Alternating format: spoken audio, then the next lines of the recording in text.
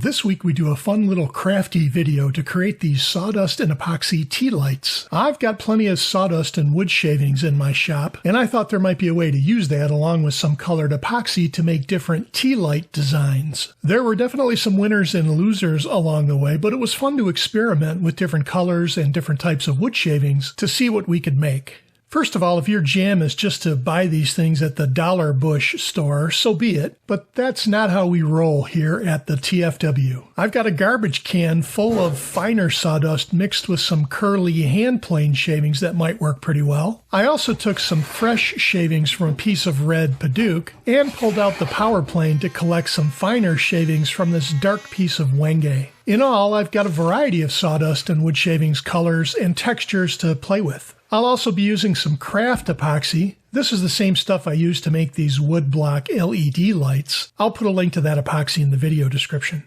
I'll blend that epoxy with some alcohol dye and some different colors of mica powder. That'll help to create a shimmering effect to the mix. When it came to the epoxy forms, I wanted to try a few things that I could gather from around the house. I do have some inexpensive LED tea lights already, and I'll try using some wax-lined paper cups and some smaller plastic cups as forms. I also have some silicone epoxy forms from a past project. I thought I might try using a racquetball cut in half, and I also wanted to try these smaller pop cans. That's soda cans for all you non-Michiganders. I have these empty plastic containers, but they might be too big for this tea light project. There are plenty of options laying around the house that I could have tried. For prep, I'll cut the tops off the aluminum cans and smooth out the top edge wearing gloves, preferably to help prevent cutting myself. And then I'll coat all my test cups with some spray furniture wax. Usually I've had good luck in the past with epoxy not sticking all that well to smooth aluminum or plastic, but an extra thin layer of wax spray helps as a release agent when you need to peel the form away from the cured epoxy.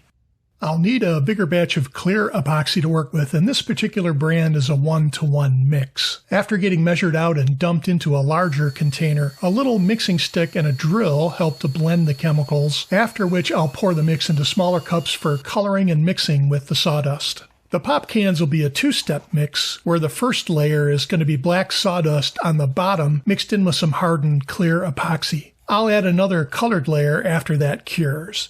Next, I wanted to try mixing some clear epoxy with the red Paduke shavings in the Half Moon silicone form. I knew that the wood shavings would have a tendency to float in the epoxy, so I pushed them down into the form and tried to pack it in tightly. We'll have to see what we get. The silicone cube was next, and I thought some green epoxy tint might look cool with the thicker curly shavings. I mixed up the tint first and then added the curls, again pushing them down into the form. For the racquetball, I tried some purple mica powder mixed up with some of the thin pine shavings that I pulled from the power planer. After looking at it, it might actually be too small for a tea light, but I thought I'd give it a try. After about 4 hours of sitting, the epoxy in the pop cans had started to firm up a little, so I finished off the second part of that pour with a blue tinted mix. And now everything just needed to sit overnight.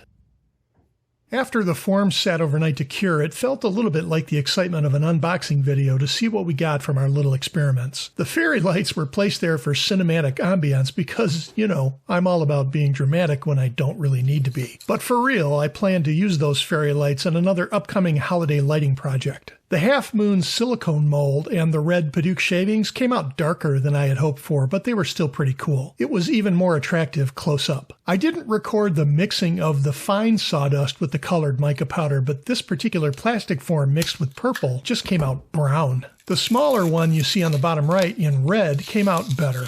The half racquetball mold worked pretty awesome, but it was just too small in the end to be used for a tea light holder. The square mold with the curly shavings actually looks amazing in green, so much so that I quickly did another one in purple. I also did another fine sawdust mold in green using the paper cup, and that one came out okay too. The fine sawdust just seems to produce an even, solid color. The Verner's pop cans were the hardest to demold, where the sides of the can peeled away pretty easily, but the bottom of the can was pretty well stuck in place, even with the spray wax coating. I struggled a bit to remove most of the aluminum and figured that I'd have to cut off the base with the bandsaw. But the two-tone mold with the black sawdust base and the blue upper looks pretty awesome too. With everything peeled apart and unwrapped, it was time to move on to trimming, drilling, and sanding.